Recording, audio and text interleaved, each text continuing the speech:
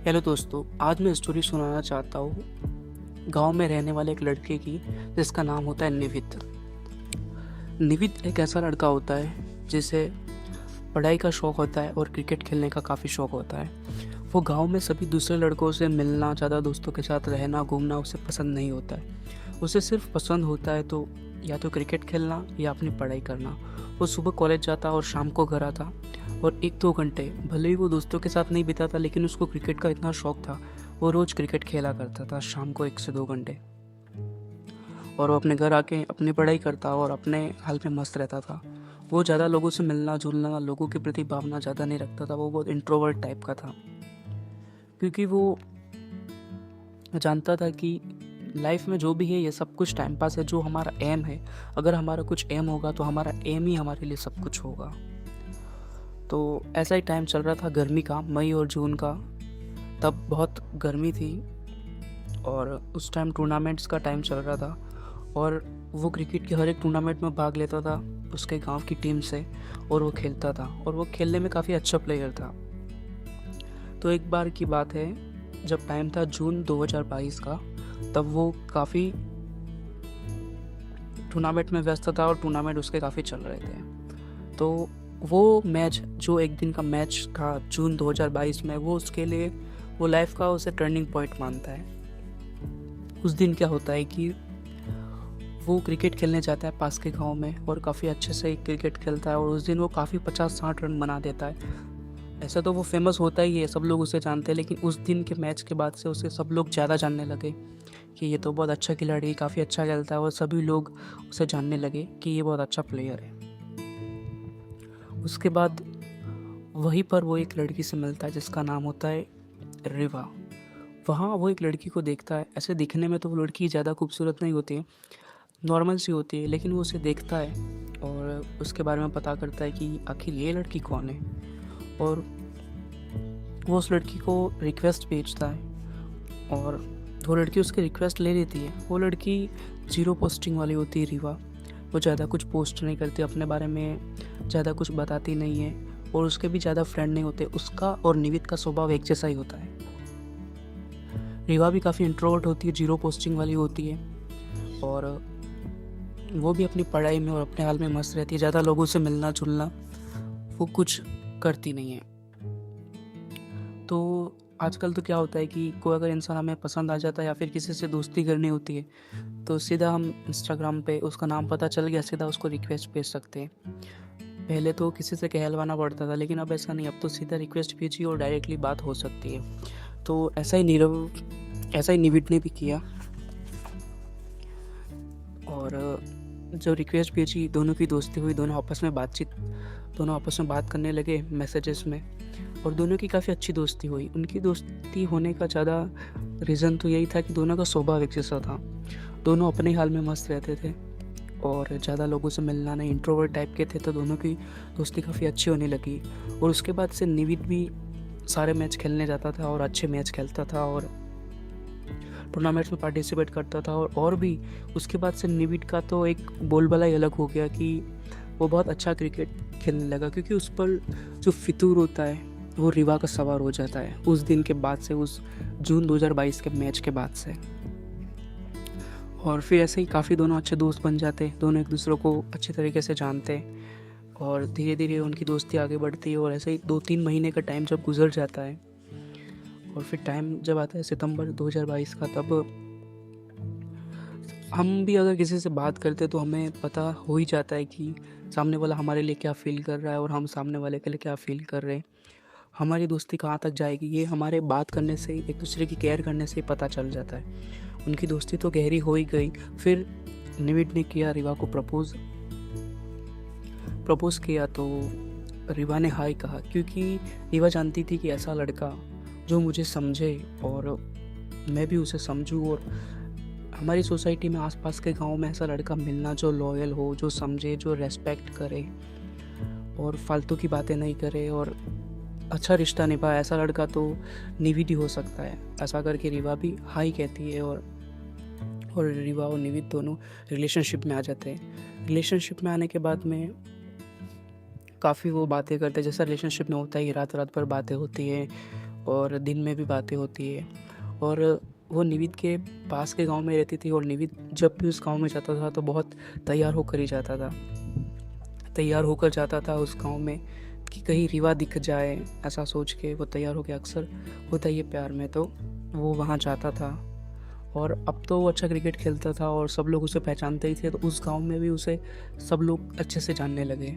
तो उसमें ही एक बार का तो किस्सा है कि दो आदमी, वो उस गांव में गया और दो आदमी बैठे हुए थे और दोनों बात करने लगे कि अच्छा ये निविड, अच्छा तो ये तो निविद है ना, जो क्रिकेट बहुत अच्छा खेलता है, हमारे पास के गांव में ही रहता है। फिर उसमें से दूसरा आदमी कहता है कि अच्छा हाँ, ये वही तो है जो हमारी रीवा से बातचीत करता है और रीवा से शायद सगाई भी करने वाला है।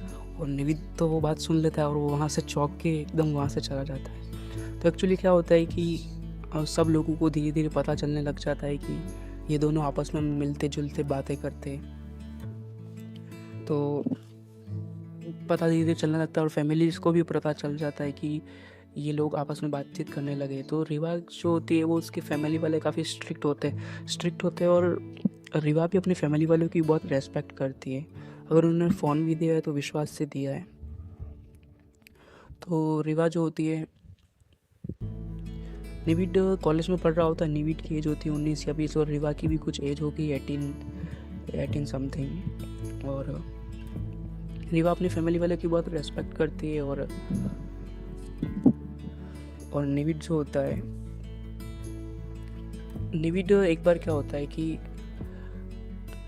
जब उसके गांव में गरबा होता है, जब नवरात्रि का टाइम आता है, तब भी निविद वहाँ तैयार होके जाता ही रहता है।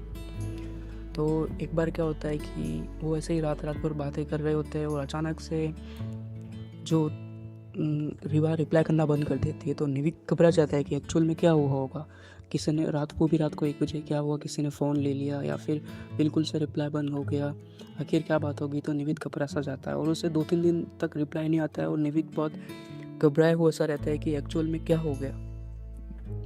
फिर 2 दिन बाद जब उसका रिप्लाई आता है तो वो कहती है कोई बात नहीं, उस दिन तो मेरी आँख लग गई थी और फिर उसके अगले दिन मेरा रिचार्ज भी ख़त्म हो गया, तो वैसे ही फिर बात हो नहीं पाई, सॉरी। तो निविद कहता है कोई बात नहीं, बस मुझे वो रीज़न तो पता लग जाता है किसी रीज़न की वजह से तुम एकदम से बात नहीं हुई, मैं उसी वजह से घबरा गया। तो रीवा कहती कि नहीं, वो मेरा रिचार्ज ख़त्म हो गया था इसलिए, और उस दिन मेरी आँख लग गई।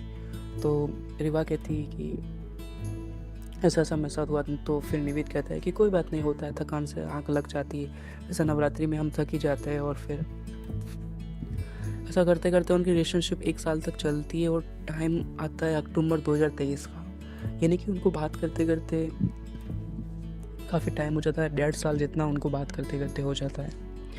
फिर एक दिन क्या होता है, अचानक से वो बातें कर रहे होते हैं और फिर एक दिन से अचानक से वो निविद को ब्लॉक कर देती है रीवा। तो निविद बहुत सोच में पड़ जाता है, उसे काफ़ी ब्लॉक कर देती है और फिर अनब्लॉक भी नहीं करती है, तो उसको बिल्कुल चैन ही नहीं आता है। तो वो सोचती है कि यार एक्चुअल में ये हुआ क्या, ये हो क्या रहा है।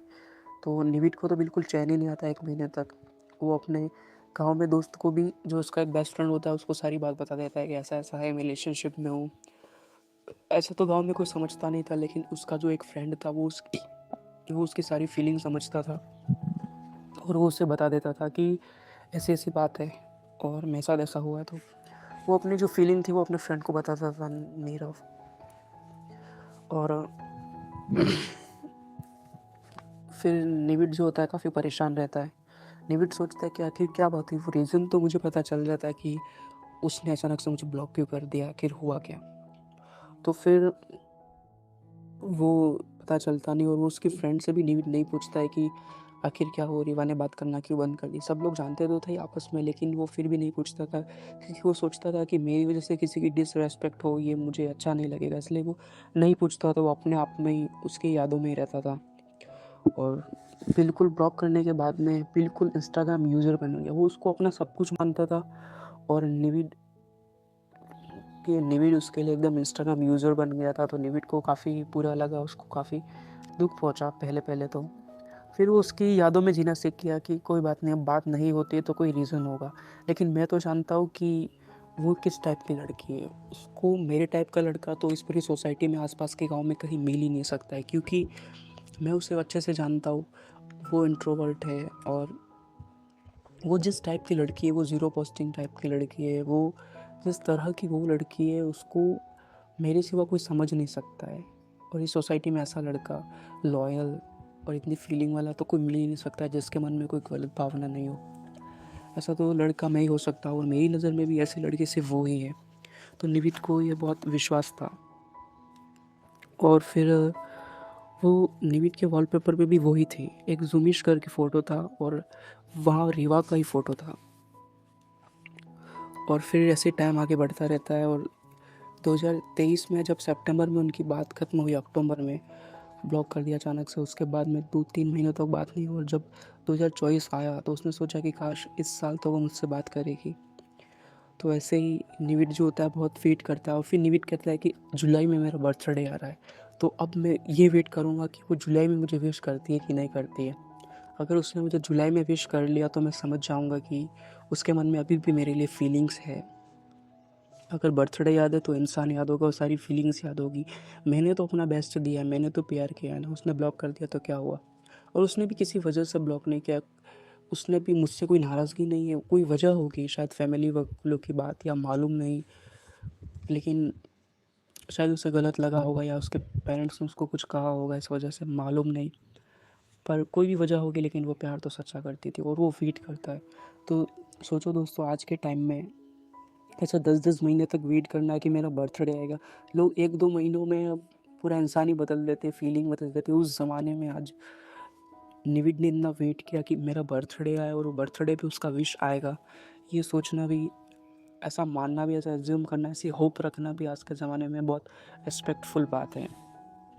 तो फिर टाइम आता है उसके बर्थडे का दिन आता है 10 जुलाई।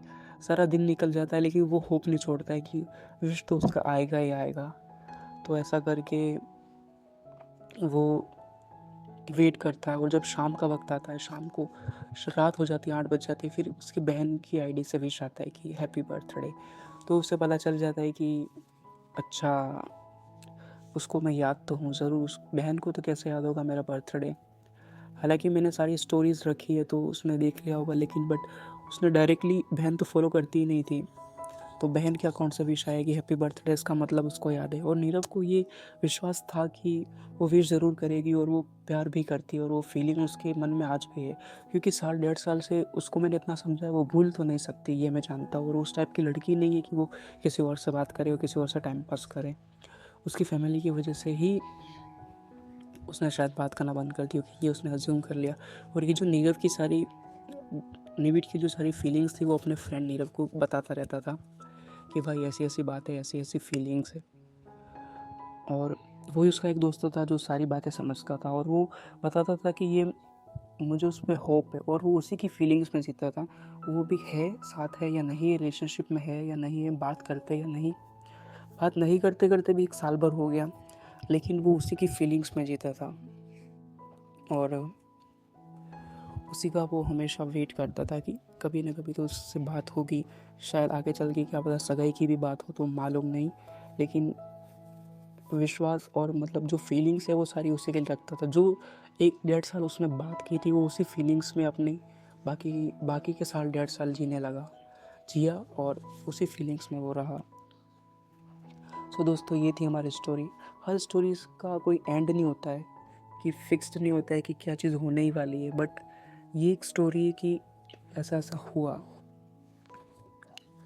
रिलेशनशिप में आने के बाद में कई बार ऐसा हो जाता है कि कोई इंसान अचानक से गायब हो जाता है, कोई रीज़न पता नहीं होता है, किसी का ब्रेकअप हो जाता है। लेकिन इसमें हम ऐसा नहीं कह सकते कि उसका ब्रेकअप हो गया, बट स्टिल बात बंद हो गई लेकिन वो फीलिंग्स ख़त्म नहीं हुई, और यही एक ट्रू लव है। Okay guys, thanks for watching.